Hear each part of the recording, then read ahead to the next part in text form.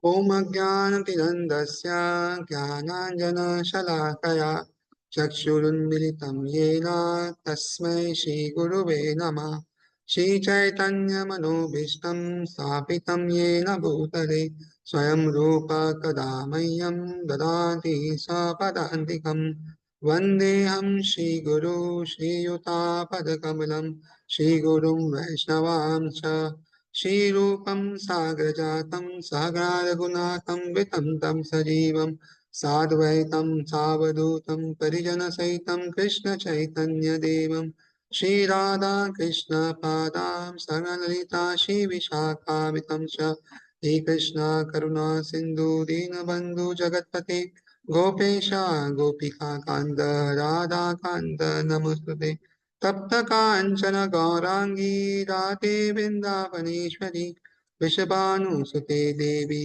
प्रणमामि हरिप्रिये वाञ्छाकल्पतरुभ्यश्च कृपा सिन्धुभ्य एव च पतितानां पावनेभ्यो वैष्णवेभ्यो नमो नमः जय श्री कृष्ण चैतन्य प्रभु नित्यानंद श्री अद्वैत गदाधर श्रीवासादि गौर भक्तवृंद Hare Krishna, Krishna Krishna, Hare Hare, Hare Rama, Rama Rama, Hare Hare. So, welcome all for today's class on Bhagavad Gita. So, last time we saw from verse 1 to 3, we'll just revise that these three verses and then move forward. So, this is the first verse which is spoken by Dhritarashtra and the only verse in Bhagavad Gita which is spoken by Dhritarashtra. So Dhritarashtra uvacha dharma kshetre kurukshetre samaveta yutsava mamaka pandavaschaiva kimakurvata sanjaya. So Dhritarashtra is asking that in the holy place of Kurukshetra, Mai and the sons of Pandu assembled to fight, and what did they do? So this is what he's asking. So the reason behind why he's asking this question is he wants to be sure about the fate of his children, and he does not want a compromise also. At the same time, he does not want that his children should give up the war or anything. Let it be decided. But at the same time, he wants them to win, and there are so many other things which are going in his mind, and therefore he's asking a contrary question that they're assembled to fight, and then he's asking what did they do. And we know Sanjaya, who was a person who could see from far away distance places, and therefore like television now which we can see from far away places. So like this he was telling them all the things which is happening in the battlefield. And then Sanjaya spoke the second verse. He wanted to reassure Dhritarashtra that do not worry, Duryodhan will not be able to compromise, and he is now going to build a strategy. So he's saying, Deshtua tu Pandavanikam Vyudam Duryodhan Sada Acharyam Upasangamya Raja Vachanam Abravi. So he's saying that seeing the army, how the formation was made by the sons of Pandu, King Duryodhana went to the teacher and spoke the following words. So inwardly, Duryodhana is very much afraid the way the military arrangement is done, and it is done by the son of Drupad. So, but outwardly, he is going and seeing Dronacharya so that they may discuss about the strategy of the battles and all. So, in this way, Sanjay is saying that see, Duryodhana is not going to compromise. He is going to his teacher, and now the conversation will begin. And Prabhupada says how Dhritarashtra is blind from birth and he doesn't have spiritual vision also. And therefore, his sons also were equally like that, they didn't have spiritual vision, and this war is now going to take place. And then in third verse, Duryodhana is going to indirectly chastise Dronacharya. At the same time, he wants to tell, let's see how the army is arranged.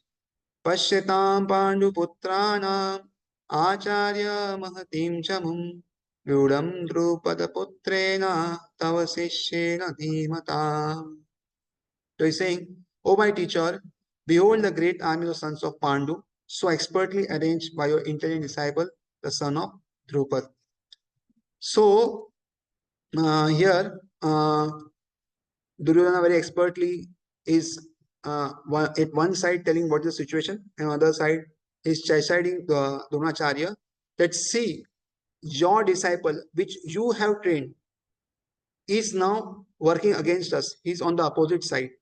And what you have done, see. So like this, now don't be lenient. See, what is done is done. But now don't be lenient with Pandavas. If you become lenient with Pandavas, then we will surely lose this war.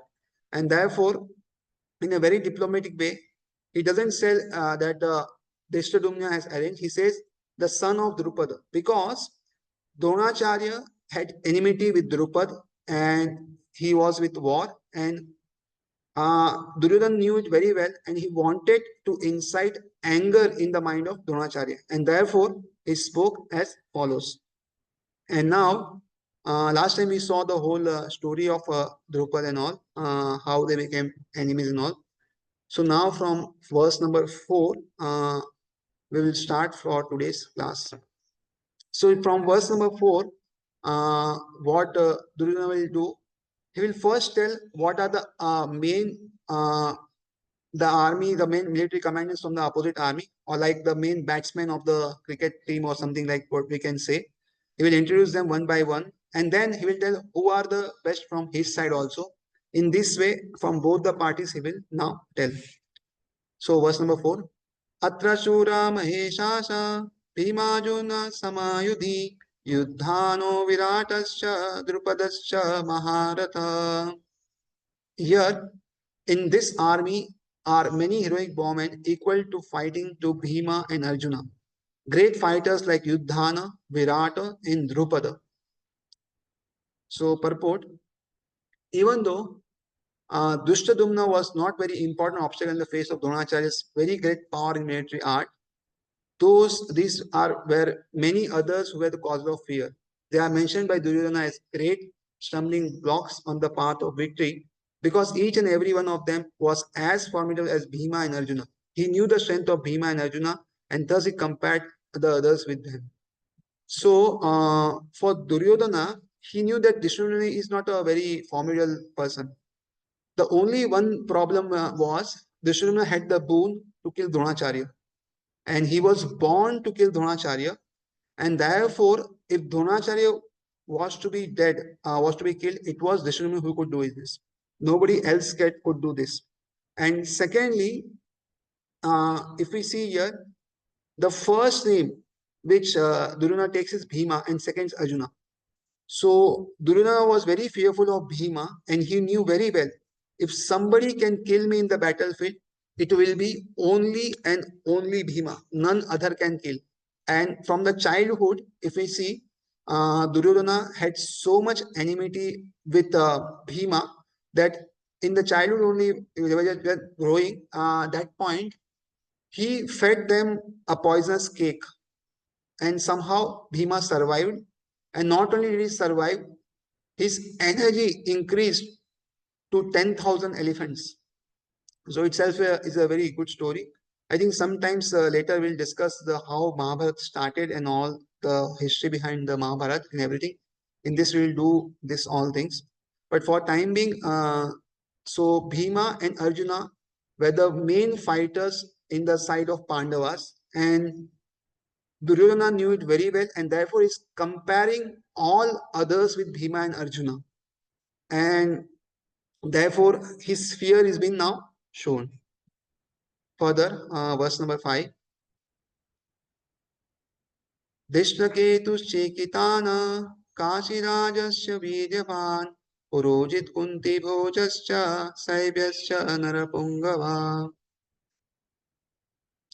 There are also great, heroic, powerful fighters like Dishtaketu, Chekitana, Kashiraja, Purojit, Kunti Bhoja, and Shaibya. So these are also the great kings and fighters from the side of Pandavas, which are very known at that point of time. Then further, Yuddhamanyuscha Vikranta, Uttamajascha Vidyavan, Saubhadre Daupadeyascha, Sarva Eva Maharatha. There are mighty Yuddhamanyu, the very powerful Uttamaja, the son of Subhadra, and the sons of Draupadi. All these warriors are great chariot fighters. So again, these are all the great fighters in the side of Pandavas. Then here he changes the tone. Now Duryodhana will change and tell what is best in his army. So why he is changing this? Because when he saw that he is telling so many names of people in the other's army, then his person may not be much depressed, and therefore he wants to tell that let me now tell me who is there in the my army also. So now he changes. अस्माकं तु विशिष्टाये तान् निबोध द्विजोत्तमा नायका मम सैन्यस्य सम्यार्थं तान् ब्रवीमि ते.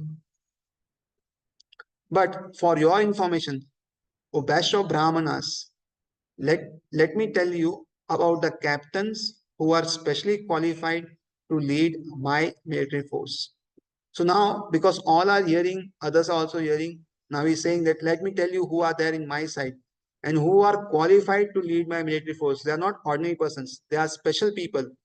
And therefore, I am telling you all the names. Then he starts Bhavan Bhishmascha Karnascha Kripascha Samatim Jaya Ashwathama Vikarnascha Somadattis Tatheva. So he says, Bhavan, your good self, that means you, Bhishma, Karna, Kripa, Ashwathama, Vikarna, and the son of Somadatta called Bhurishava were always victorious in battle. So see on my side, who are there? It starts with you. So now, in this, there was a dilemma between whose names will be spoken first. It should be Bhima or Dronacharya. Then Duryodhana very expertly speaks the name of Dronacharya because he's a Brahman. And Brahman's name should come before Kshatriyas. Because if Bhima's name, Bhishma Pitama, so if Bhishma Pitama's name comes before Dronacharya, then Dronacharya might say that how come his name came. But if Dronacharya name comes before Bhishma Pitama, then Bhishma Pitama has nothing to say because this is the sequence how it goes. And therefore, if you see, Bhishma Pitama is the commander in army, but Dronacharya goes to, Duryodhana goes to Dronacharya, and at the same time he speaks to Dronacharya only while others are listening. So, Duryodhana mentions the exceptional heroes in the battle, all of whom are ever victorious.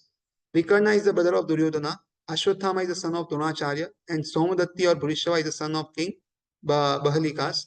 Karna is the half brother of Arjuna, as he was born of Kunti before her marriage with King Pandu. Kripacharya's twin sister married Dronacharya. So, Vikarna is name given by, is the brother of Duryodhana. So his name is here there. He's not a very great hero, but he was the one who spoke against Duryodhana when he was doing something wrong. And therefore his name is there. So he is encouraged not to go to opposite party. Because before the battle started, the people in the fight, the warriors, may change from one side to another. So this was a custom which could be done before the war started. And therefore, Duryodhana was very, very fearful that Vikarna doesn't leave us and go to the opposite party. And therefore, he said his name. Then second, Ashwathama is the son of Dronacharya. So Dronacharya had one son whose name was Ashwathama. And this scene, Dronacharya and Kripacharya, they are all two Brahmanas, but they are leading the battle. So generally, Brahmanas should not fight in the battle. Kshatriyas should fight. But here is a special thing that where Dronacharya and Kripacharya are fighting as a in the army of Kshatriya. And then Karna is half brother of Arjuna. So we all know that once Durvasa Muni came and Kunti very patiently and very nicely served him, and therefore Dronacharya, Durvasa Muni, out of great love and respect for Kunti gave her the mantra which would invoke the presence of any devta or any demigod. And she was very young, and as a child, we are very inquisitive to understand what is this and what is not. So at that point of time, she became inquisitive about the mantra and thought that whether it works or not, let me try. And in the trial, she called the sun god, and she was not yet married, but she called the sun god. And when sun god came, sun god told that whenever you call a demigod, the the appearance when happens on a demigod, it doesn't go waste. So I will give you some boon. So at this point of time, I will give you a son. And Kunti Mahani says, no, no, I don't want son. I'm not married. What do people say about this? Because that time the custom was totally different.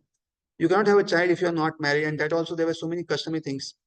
But Suryadev said, no, because you have called me, I am obliged to give you a boon, and I will give you uh, a son named Karna.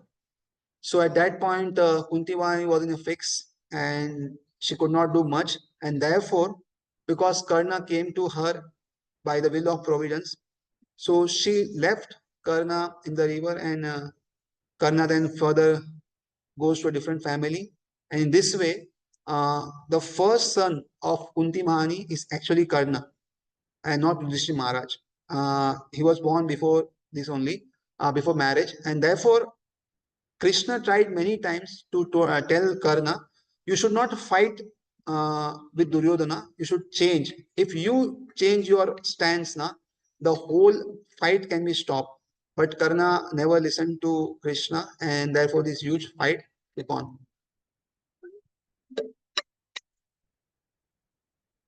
Then further we know that Kripacharya's twin sister married Dronacharya, and in this way it happened. So verse number 9. अन्ये च बहवः शूरा मदर्ते त्यक्तजीविता नानाशस्त्रप्रहराः सर्वे युद्धविशारदा. So he's saying there are many other heroes who are prepared to lay down their lives for my sake. All of them are well equipped with different kinds of weapons. All are experiences in my military science. So now Duryodhana is in a fix. Whose name to tell and whose name not to tell. Because we know all that whomever name we miss, the person will get very annoyed with us and he may be upset and may leave or whatever happened, we don't know. So now, very cleverly here, Duryodhana is saying that there are so many heroes in my army. Whose name to tell? So there are so many heroes who are prepared to lay down their lives for my sake. So these persons are prepared to lay down their lives means Duryodhana is predicting here that all of them will die. Actually, he should have told this that they are very good fighters and they'll fight for me. But mad arthe tyakta jivita. So for myself, their lives will be gone. So here, Duryodhana is predicting in advance that all the people from the side of Duryodhana will die. And all of them are well equipped with different kinds of weapons. So they're equipped. Praharna means they are equipped with weapons. And all are experienced in military science. So this is, if you see the warfare going in Mahabharata, common man was never involved in the war. They're all trained in military science.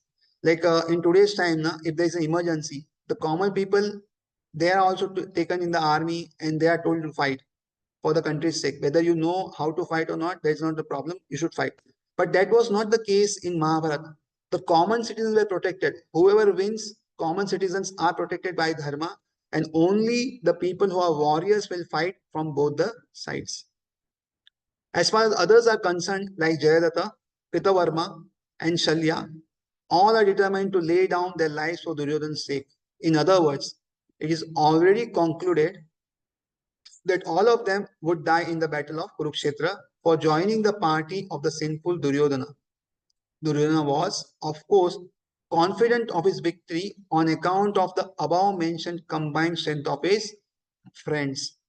So himself, Duryodhana didn't have much power, but he was confident of his winning because the strength of so many people which he had in all his people in the army. So next, now he will boast about his army, that how powerful his army is and how not powerful the other armies. Aparyaptam tat asmakam balam bhishmabhirakshitam paryaptam tam idam etesham balam bhimabhirakshitam. So our strength is immeasurable and we are perfectly protected by grandfather Bhishma, whereas the strength of Pandavas carefully protected by Bhima is limited. So again, if we see here, he is comparing Bhishma Pitamam is Bhimji. Why? Again, the he's very afraid that the only person who can kill Duryodhana is Bhima. And therefore, he is not saying that Krishna is on the other side. See, if we see the whole what he has told now, he missed one important person, Krishna, who is a changer. So when Duryodhana and Arjuna went to Krishna for help, at that time Arjuna asked for Krishna, and Krishna told that I will not fight. I will not have arms in my hands. I will be alone only. And that point of time, he said that I'll be alone on one side and there is my army. What do you want?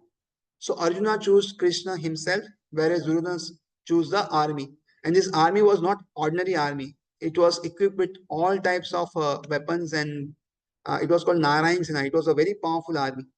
So this army merged into Duryodhana's camp and Krishna came with Pandavas. And therefore, here also if we see, Duryodhana is saying that our strength is immeasurable. Why? Because it's protected by grandfather Bhishma Pitama. And Bhishma Pitama till now had never ever lost a war. And he has a benediction that he will die on his own will. Nobody can kill him. And therefore, this is a very special thing which Bhishma Pitama has.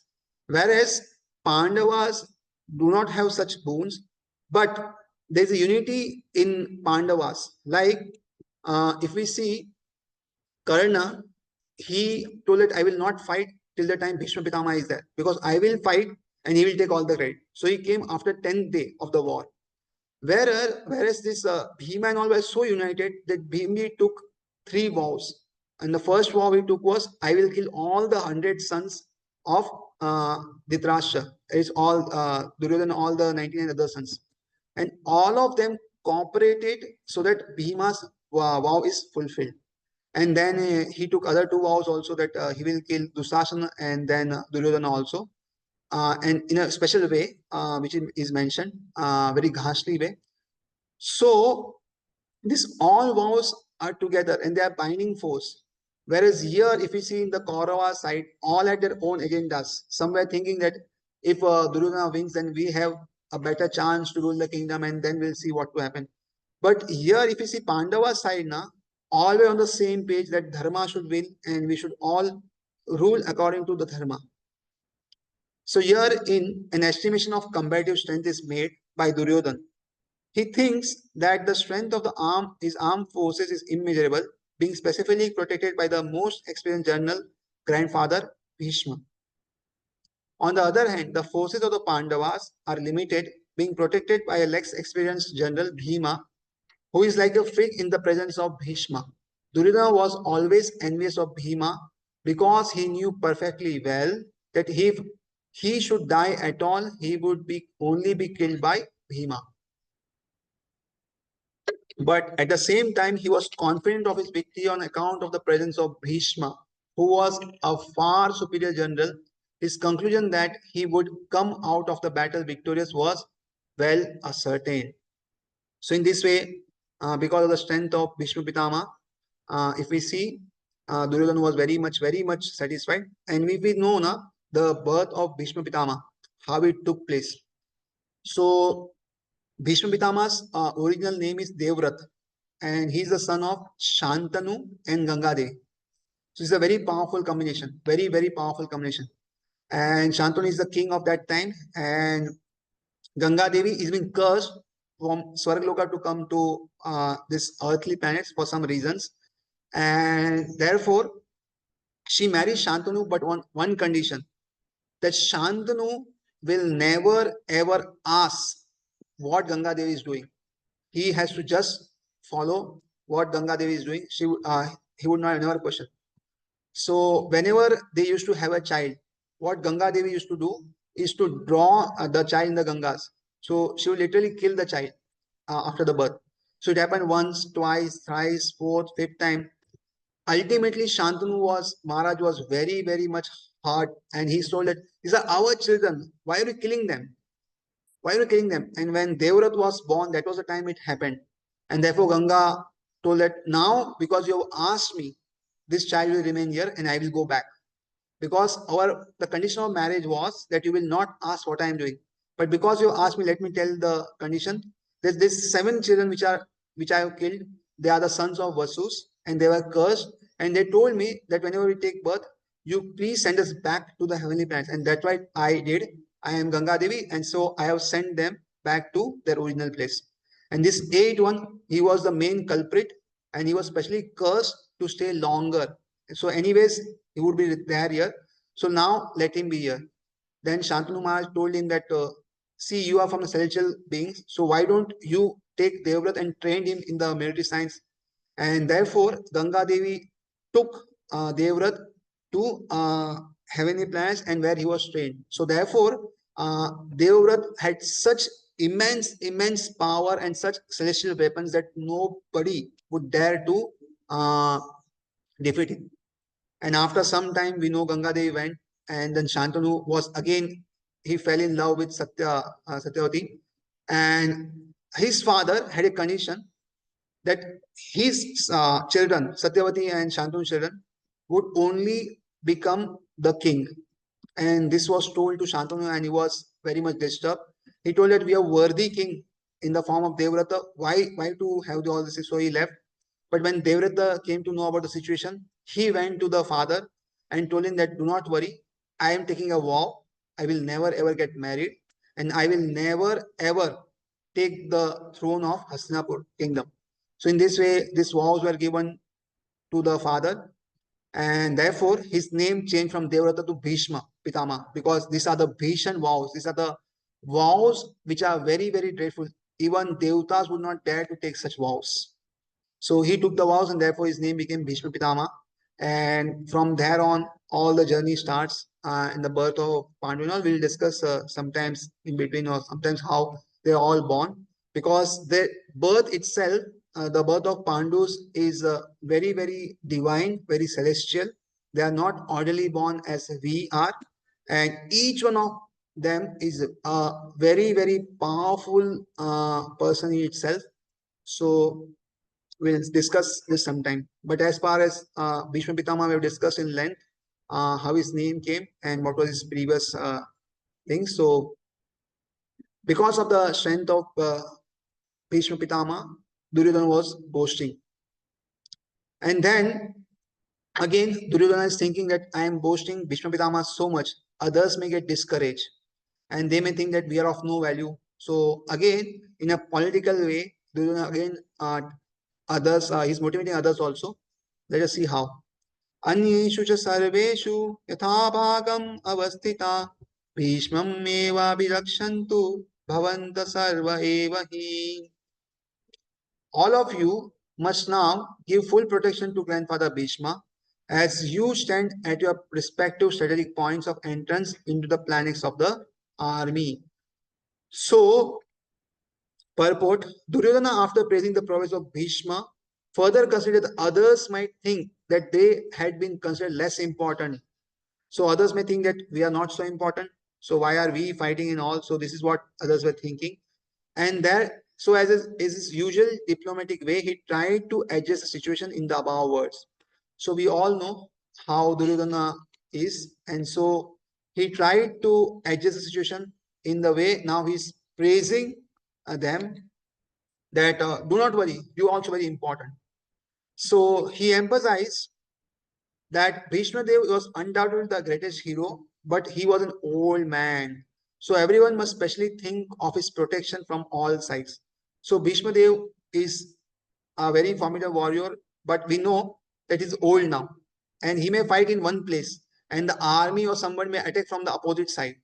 And therefore, Duryodhana is saying to all the people who are listening that do not worry, you all are very important. So he's an old man, so you all should protect him from all the sides. He might be engaged in the fight, and the enemy might take the advantage of his full engagement on one side. Therefore, it was important that other heroes not leave their strategic positions and allow the enemy to break the plan X. So it is very important that other heroes, other people do not leave their positions. Do not think that they are less important and leave. They should also think that they are very important, and therefore they should do what is needful. Duryodhana clearly felt that the victory of the Kurus depended on the presence of Bhishma Dev. He was confident of the full support of Bhishma Dev and Dronacharya in the battle because he knew well that they did not even speak a word when Arjuna's wife Draupadi, in her helpless condition, had appealed to them for justice while she was being forced to appear naked in the presence of all great generals in the assembly. So here, why Duryodhana is so much confident on Bhishma Pitama and Dronacharya is because whenever there was injustice happening against the Pandavas, these both generals never ever spoke something against them. See, they knew the dharma very well. If you ask Bhishma Pitama, if you sing Bhagavatam also, he gives all the lessons to Yudhishthira Maharaj after the whole battle is gone. And he's one of the greatest devotee of Lord. He's one of the Mahajanas. So he knew very well. And even Dronacharya is not a less person. He's also well known. But still, both of them keep quiet, their mouth shut or didn't tell anything to Duryodhana much. And in both the cases, they knew the plan of the Lord. So on one side, if we see the material side, they didn't speak because they took finance from Duryodhana party. But on the other side, Bhishma Pitama was very spiritual. And he knew that Krishna will do something, so I did not interfere in Krishna's plan. So in both the ways, if we see Bhishma Pitama as a devotee of the Lord and as a warrior, he did his role. So in this way, if we see in both the places, Bhishma Pitama and Dronacharya didn't speak a word, and therefore Duryodhana became more and more confident that see, they are not speaking now, they are not speaking now. So they will now fight for me, and because of their strength, I will win. And this was a very untoward incident. So here, what happened was, Yudhishthira Maharaj was asked to play gambling. So generally, gambling should not be played. It has very ill effects. But when Kshatriyas are being asked to gamble, they cannot refuse also because it's the code of Kshatriya religion. Not today's Kshatriyas, but before Kshatriyas. And Duryodhana knew very well that Yudhishthira Maharaj do not know how to gamble. He is very weak. And what did is, he brought Shakuni in. And in this way, what happened is, Yudhishthira Maharaj lost the gambling match. And afterwards, what happened is, he afterwards gambled himself, all the other four brothers.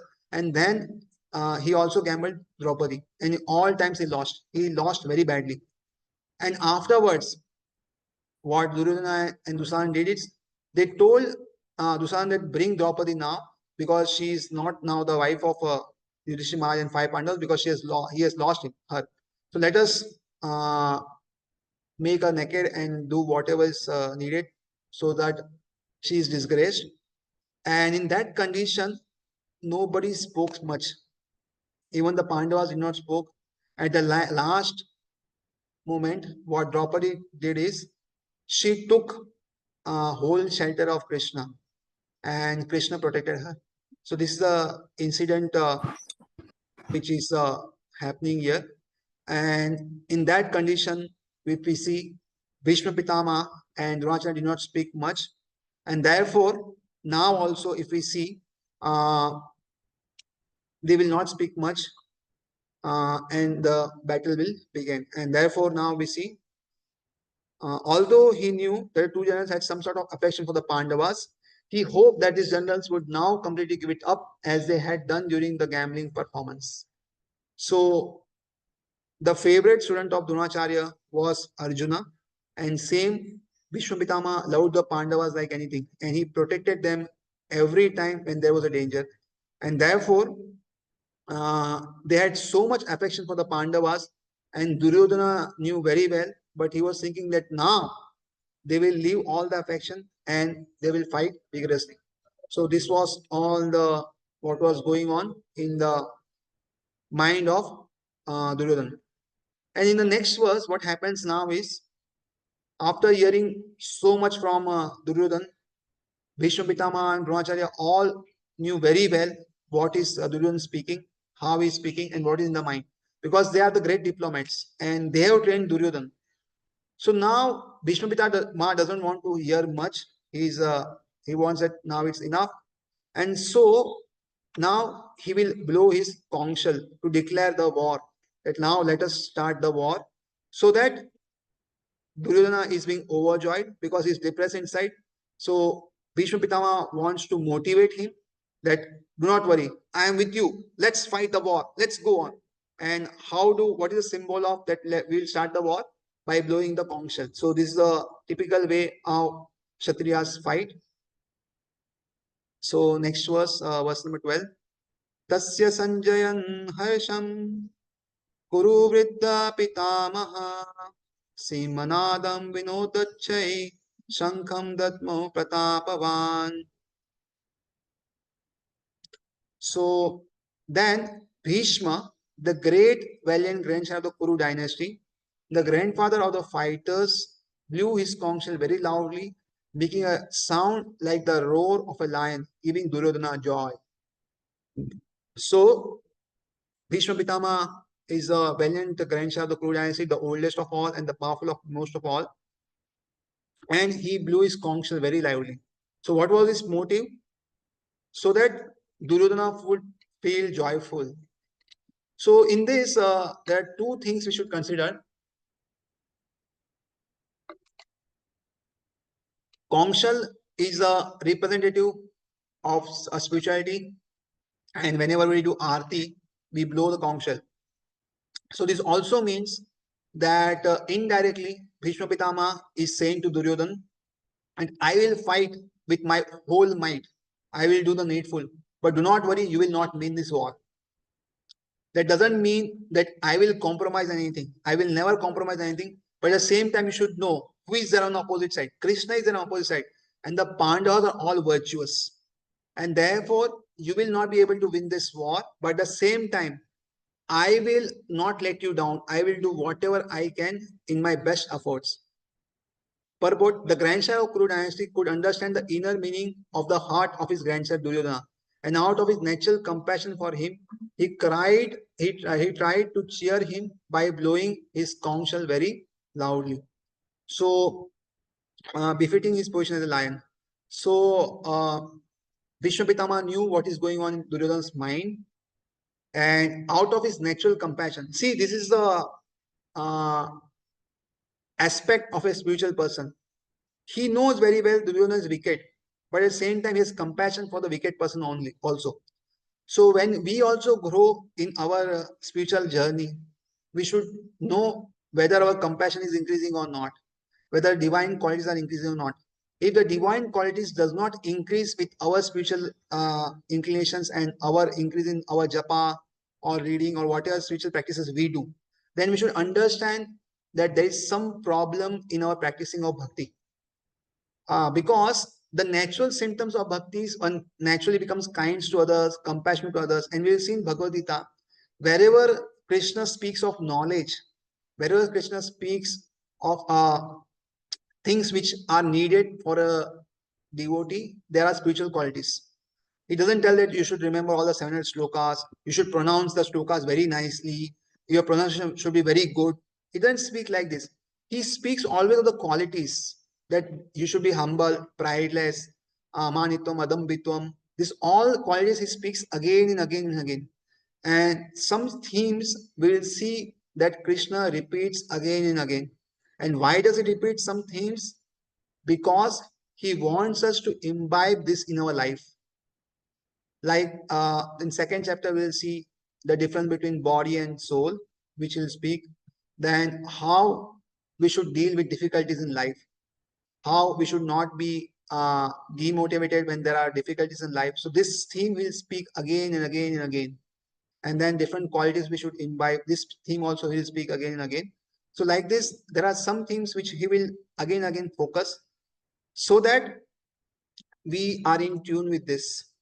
And here we see that Bhishma Pitama has so much compassion for Duryodhana.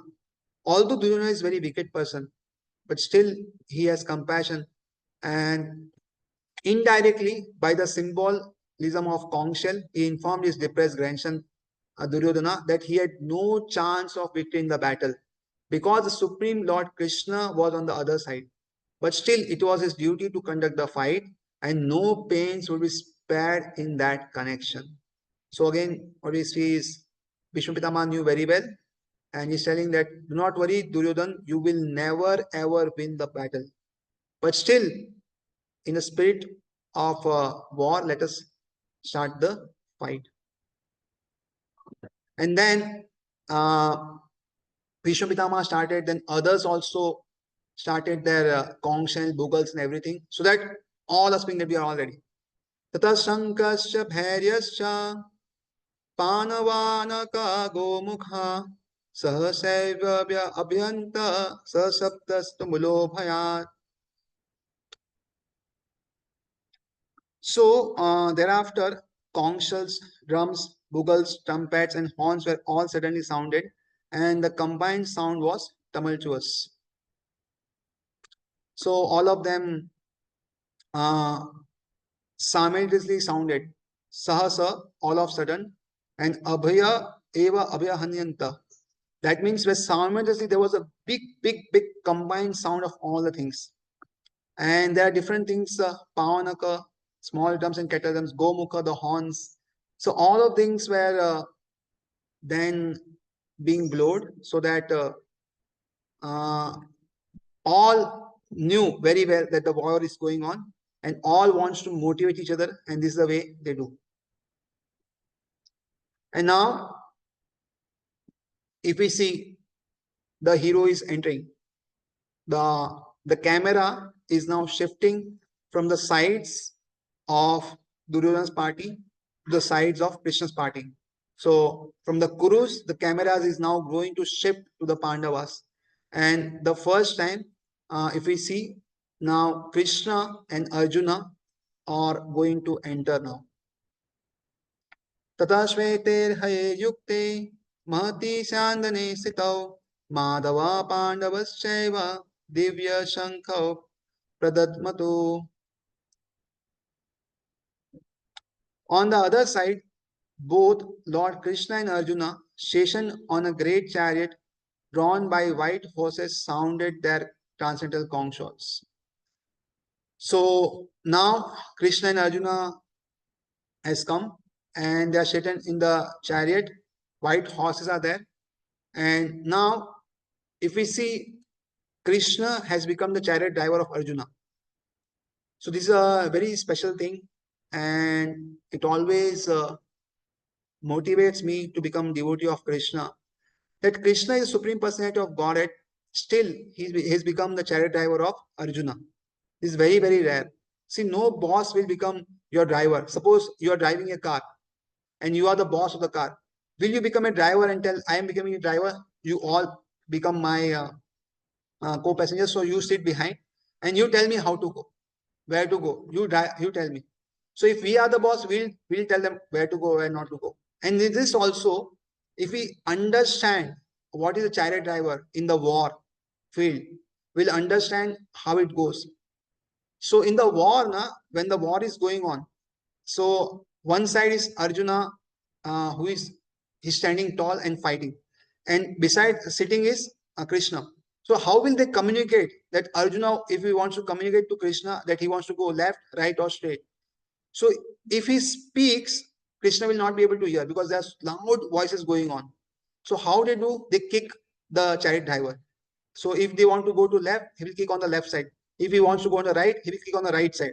And middle, he will kick on the middle side.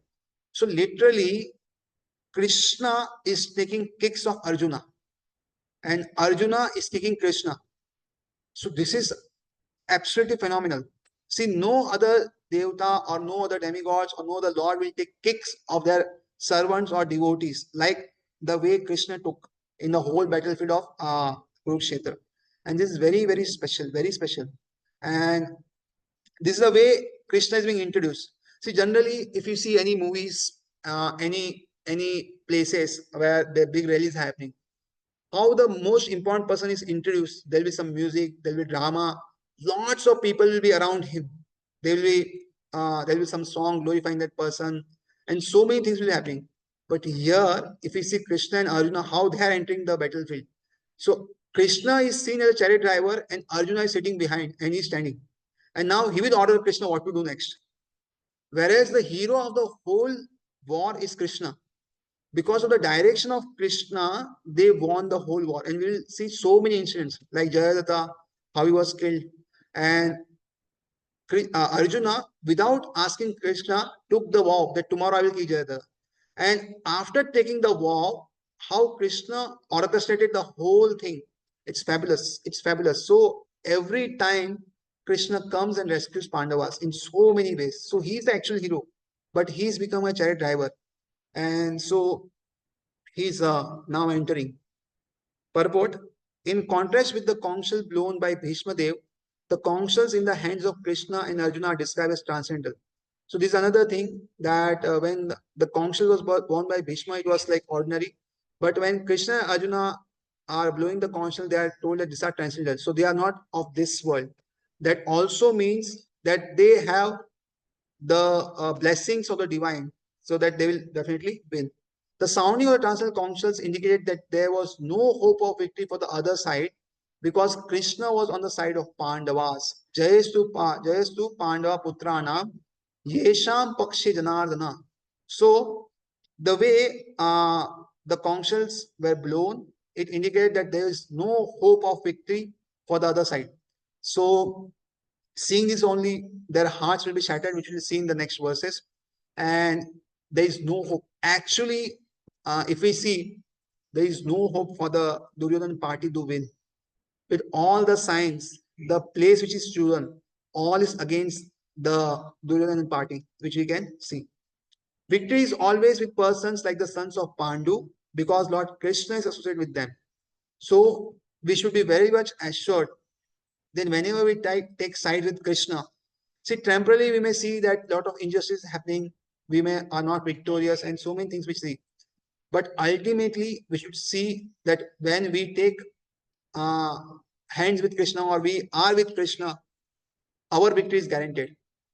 Our victory is definitely guaranteed. It may take some time, maybe now, maybe after some time, we don't know. Like in the whole episode of the Pandavas, if somebody would have seen Pandavas before the war, nobody would have said that we'll do bhakti, because the way one after another the problems are coming with Duryodhana, the Yudhishthira party, and which is created by Duryodhana. It is certain that if you do devotion, then you have to suffer so much you have to suffer. And afterwards, at the end, we see how the people who are doing adharma loses very badly. And therefore, we should understand that this dharma or Krishna Bhakti is not a one day's job or not even one lifetime's job. It may go on beyond this lifetime also, maybe 1, 2, 3 lifetimes. But we should be certain that we will achieve our goal, will achieve our destination. Whatever time it may take, we should be very sure and ensure that we stick to the process of chanting daily, the process of reading daily, under some suitable guidance we should do. We should not do whimsically also, because whimsically we may get some result. There is no doubt that we will not get some result, but result will be very meager. And after some time, we may be misdirected to so many other things. It's like a whole big ocean. If you see the ocean now, and there is a swimmer going on. So when he's in the middle of the ocean, he doesn't know where to go, which other direction he should go to reach the destination. There is somebody who is guiding him. There is a North Pole where he wants to go. And if there is nobody to guide him on the North Pole, what will happen? The swimmer will never reach his destination. How good the swimmer is doesn't matter. How best the swimmer is doesn't matter. Because he doesn't have a direction, he will not reach the destination. He may swim for so many days and months together, but he will not reach the destination. Like this, we all need guidance in our spiritual journey. from some person or the other, so that we may reach our destination. And here, if we see, Krishna is directing them, all the Pandavas, how to go.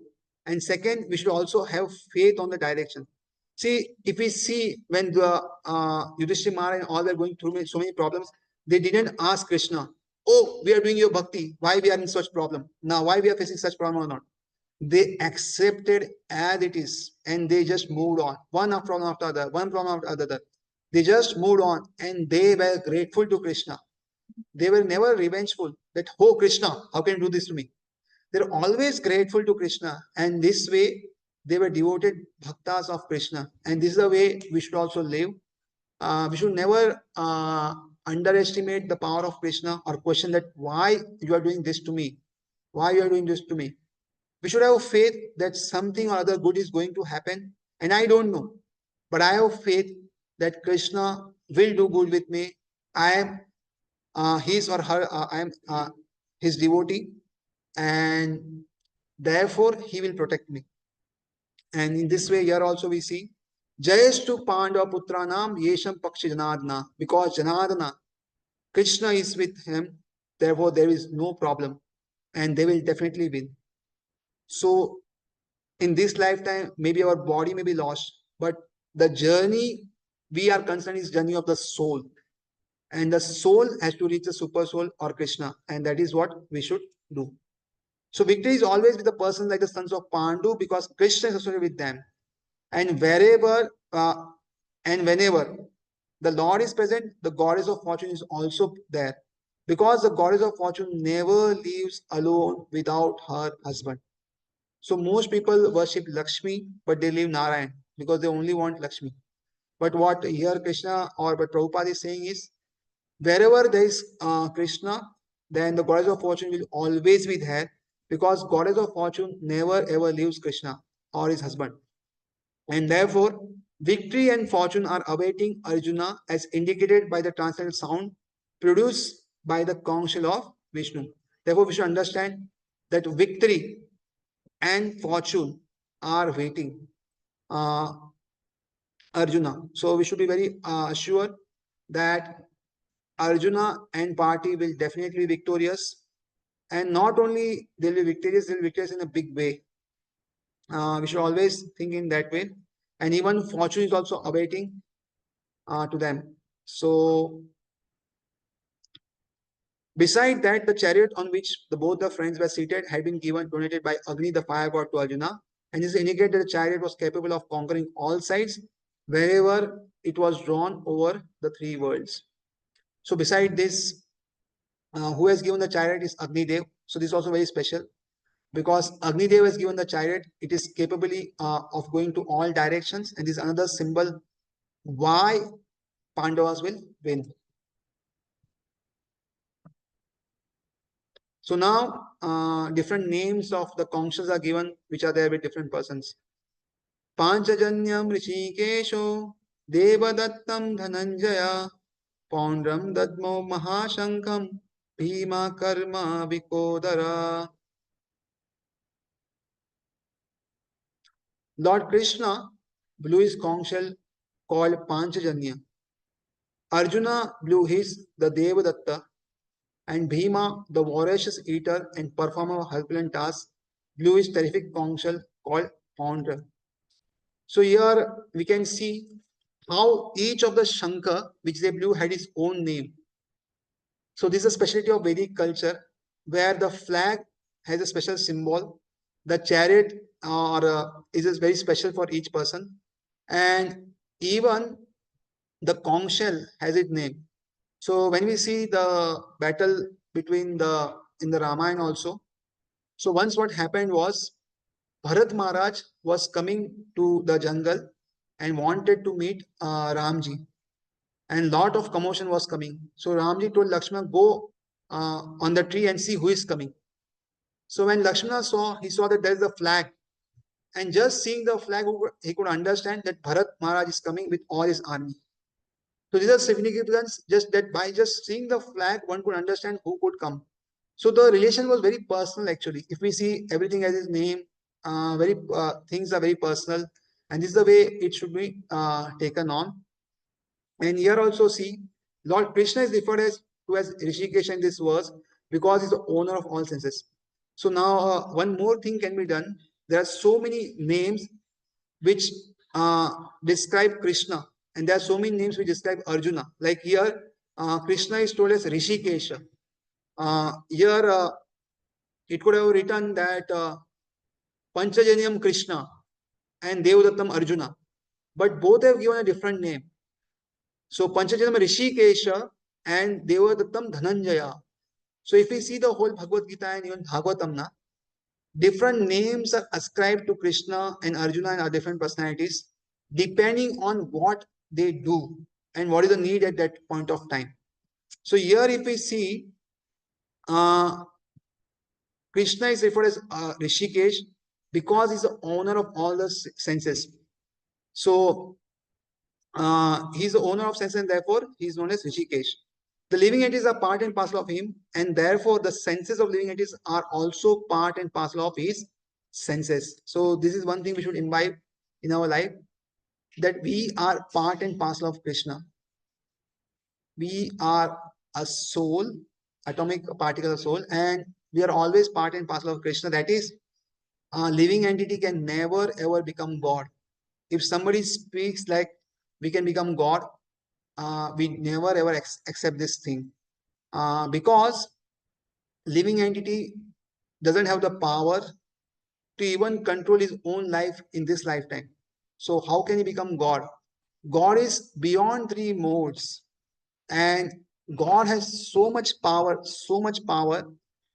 that we cannot even imagine. And we are under the three modes, and therefore we will never be able to become God, and this should be very certain of. So therefore we are part and parcel of Krishna, and therefore uh, the impersonalists cannot account for the senses of living entities, and therefore they're always anxious to describe all living entities as senseless or impersonal. So impersonal people, they cannot account for senses of living entities. So they will say that nobody has senses and all, and even God is impersonal. The light, effulgent light is there, Brahma Jyoti, and everybody has to merge in that. So this is a very wrong understanding, or a very limited understanding of Krishna as a whole.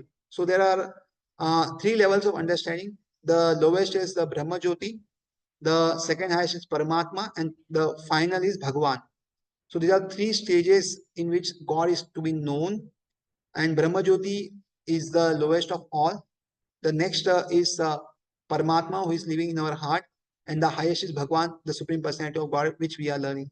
So this all will be gradually be discussed in further chapters, and we'll see that point of time how it goes.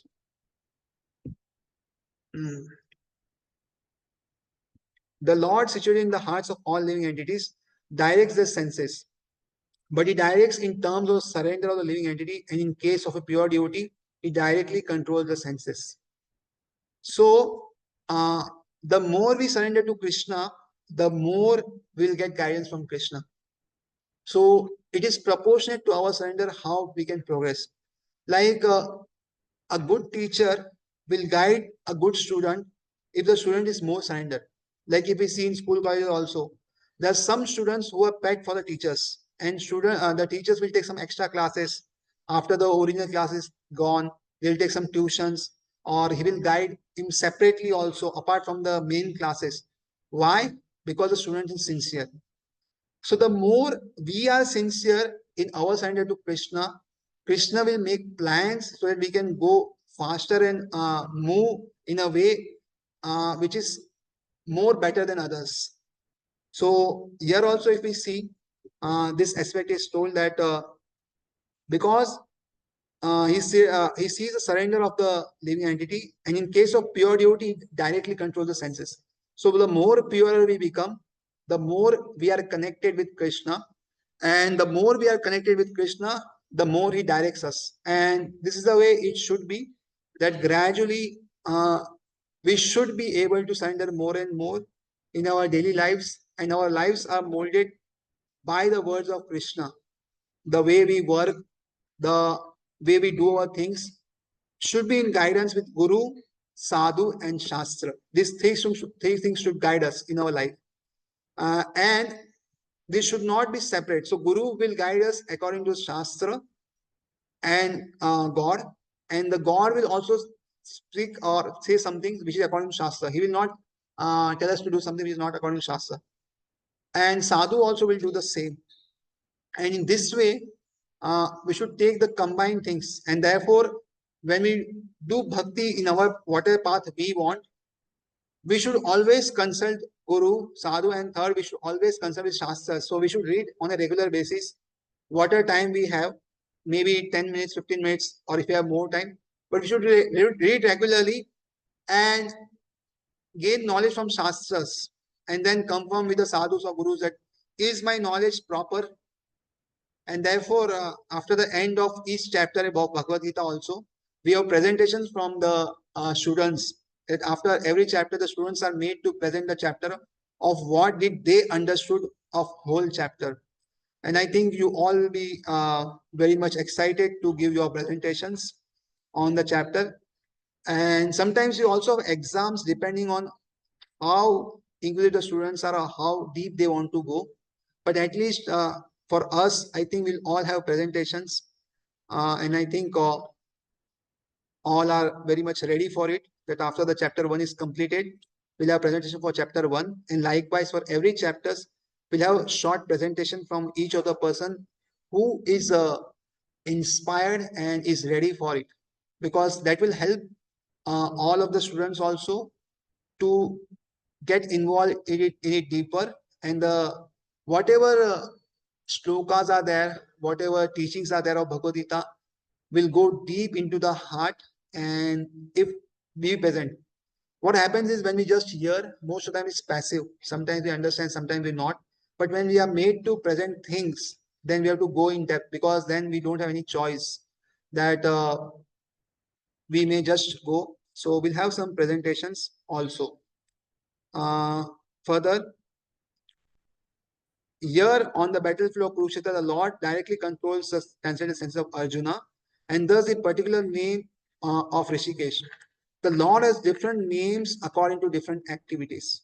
So if somebody inspired, then somebody can write the names and the activities by which the name comes. It's a very, very good thing to do. If somebody likes, he can do this. For example, his name is Madhusudana because he killed the demon of the name Madhu. His name is Govinda because he gives pleasure to the cows and to senses. His name is Vasudev because he appeared as the son of Vasudev. His name is Devaki Nandan because he accepted Devaki as his mother. His name is Yashoda Nandana because he awarded his childhood pastimes to Yashoda in Vrindavan. His name is Partha Sarthi because he worked as a chariot of his friend Arjuna. Similarly, his name is Rishikesh because he gave direction to Arjuna on the battlefield of Kurukshetra. So in one verse only, so many names of Krishna has given with their meanings, why he's been called in that name. And these are very, very special names. And if you tell Krishna as Paramatma or some other names, he will not like. But he will tell Krishna as Nandanandana, Yashodanandana. He also likes to be being called by devotees by such names. And he reciprocates very fast when we speak of these names. And like this, we also have some names which are pet names, which are parents tell us that, oh, Chintu, Mintu, come here. So like this, Krishna has all his names which he likes and which we talk about. Arjuna is referred to as Dhananjaya in this verse because he helped his elder brother in fetching wealth when it was required by the king to make expenditure for different sacrifices. So Yudhishthira Maharaj, when he became the king, he performed sacrifices, and for sacrifices, lot of wealth was needed. But because of so much war and so many things happened, all the wealth was depleted.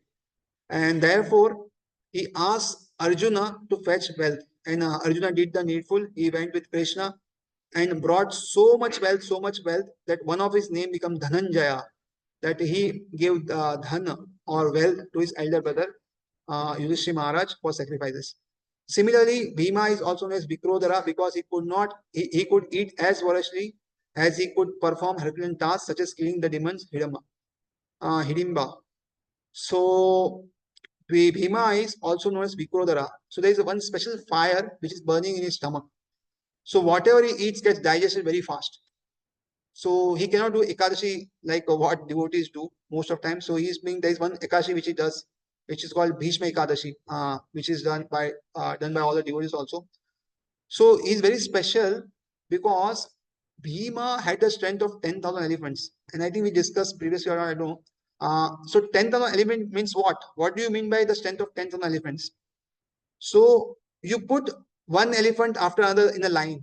So first elephant, second, third, fourth, like this, they are in a line. So when Bhima punches the first elephant, I don't know how hard he punches, the 10,000 elephant last, he should fall down. That means the strength of 10,000 elephants.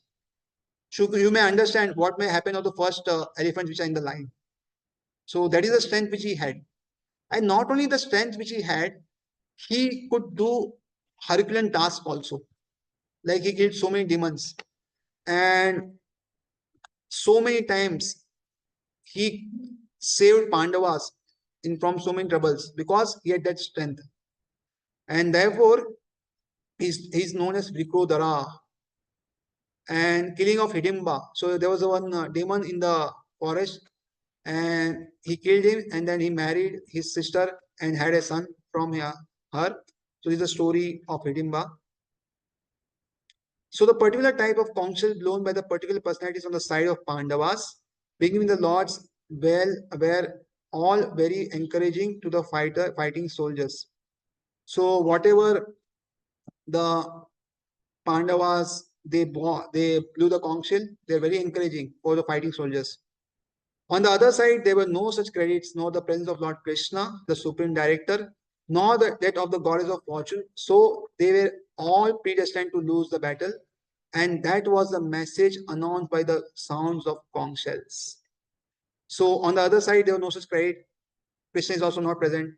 And the goddess of fortune is also not present. So in this way, it is predestined that the other's party will lose. So see, just by blowing the conch shell, so many things are described. So many things are being told. So a good student or a good person who wants to learn much more can understand much more, not just by words, just by speaking. One should understand by body language also. One should understand by others not speaking anything also. So the people more they're advanced, they can understand what is going on others' mind just by looking at them. And we have seen so many times with so many devotees that they can exactly tell what is going in the mind just by looking at the person. And this is the depth in which we should go gradually in our lives also, where we can understand other person just by looking at that person uh, in our own way, because uh, most of the things are not spoken in this world. They are being told in an indirect way or they are assumed in a wrong way also sometimes. And therefore, if we have this ability to understand others without their speaking, the bonding and the relation becomes more and more stronger. And in that way, if our relationship grows, then there's every chance that we may grow in our whole well-being also. So here also, if we see, Bhishma Pitama could understand the heart of Duryodhana just by speaking. Duryodhana didn't told Bhishma Pitama that I am depressed or something. But Bhishma Pitama could understand this and therefore he blew his conch shell. And here also, Krishna and Arjuna, they are all understanding what is going on and they are blowing their conch shell and encouraging each others. And these are very transcendental sound vibration. And now all the other people, they are also blowing their conch shell. अनंत विजयम राजा कुंती पुत्रो युधिष्ठिरा नकुला सहदेवश्च सुघोषो मणिपुष्पकौ काश्यश्च परमेशाशा शिखंडी च महारथा दिष्टदुम्नो विराटश्च सात्यकिश्च पराजिता द्रुपदो द्रौपदेयश्च सर्वशा पृथ्वीपते Saubhadrescha Mahabahu Sankhan Dadmut Prithak Prithak. King Yudhishthir, the son of Kunti, blew his conch shell, the Ananta Vijaya, and Nakul and Sahadev blew the Sughosha and Manipushpakau. The great archer, the king of Kashi, the great fighter Shikhandi, Dushadumna, Virata, the unconquerable Satyaki, Drupada, the son of Draupadi, and others, O king, such as the mighty armed son of Sobhadra, this is Abhimanyu, all blew their respective conch shells. So everybody had their conch shells and everybody blew their conch shells to support the war. And now the war is going to start, and therefore all are ready and encouraging each others to go forward. Sanjaya informed King Dhritarashtra very tactfully that his unwise policy of deceiving the sons of Pandu and endeavoring to enthrone his own sons on the seat of the kingdom was not very laudable. So indirectly, Sanjay is informing Dhritarashtra that what you are doing is wrong. You should not have done this. The signs already clearly indicated the whole Kuru dynasty would be killed in the great battle, beginning with the grandsire Bhishma, down to the grandsons like Abhimanyu and others, including kings from many states of the world. All were present there and all were doomed. The whole catastrophe was due to King Dhritarashtra because he encouraged the policy followed by his sons. So see the power of one person. Sometimes many speak that many times we start classes and all, and not many are there. Maybe 4 5 are there after, sometimes 2 3 sometimes are there. But if few people are very much encouraged and they stick to the policy that we will understand Bhagavad Gita or whatever it is till the end, then great wonders can happen. There is no dearth of wonders. Like in this case, if we see now, because of one person, if one person, that is Dhritarashtra, would have sometimes reprimanded his son Duryodhan that you are doing wrong and I will not allow, it would have saved all his 100 sons. But because he encouraged Duryodhan in a very unwisely way, sometimes by not speaking and sometimes by doing things against, the whole 100 sons are lost. So we cannot underestimate the power of one person. And any new thing which happens, any new revelation which happens, it starts with some very few persons. No big revelation in this world has happened because of some many people. No, it has started with some few people. Like we see ISKCON, how did it started?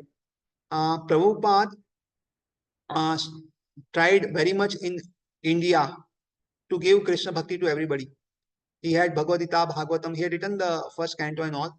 He tried many places, but in India, many people refused. So he went to the West. In few first 2 years, he struggled a lot, but nobody responded. But he was convinced that what I am doing is right, and he got very few followers, very few followers. You can count in numbers. But what did he do is he registered ISKCON, International Society for Krishna Consciousness. And they were all thinking this is only one place, how it is international. But Prabhupada had the vision. And like this, some devotees started ISKCON. And today it is a worldwide movement where so many people from so many caste, religion, and so many things have joined, and they are benefiting greatly in this. So everything starts with a small endeavor. It is a very small endeavor. And after this small endeavor, what happens is it grows in a large movement. It doesn't take time actually. But few people should be convinced of that this is a need of our and we will do it. Whatever hardships or whatever it takes, we'll do. And if we see all the major organizations which have started, it has started in some remote place, some small place only. Uh, and future, it has made great evolutions. And nobody would have ever imagined such things would be happening in this world. Nobody. So like this, if we also stick to our things of regularly hearing, reading, whatever number we are, definitely it will help us to grow and help others also to grow in a big way. And here, if we see, Prabhupada is saying not only people from the sides of Kauravas, but people from the sides of Pandavas will also die, and including Abhimanyu name is also there. So in a war, whenever there is a war, we have to figure out that both side will lose something. There is never a war when only one side loses something and other side doesn't lose anything. And therefore, we should try that there is not a war. And if we see Yudhishthira Maharaj, Krishna tried a lot, a lot, a lot. At the last, they said that give us only 5 villages and we'll be happy because we are Kshatriyas. We need something to rule. Let us give only 5 villages. But Duryodhana said, I will not give even a space where a needle, the tip of the needle can stay. What to think of 5 villages? And this was a point when it was said that everything is done. Now there will be a fight, definitely. So, so we should understand these things that definitely uh, there will be fights, but we should try. It doesn't happen as far as we can. Mm.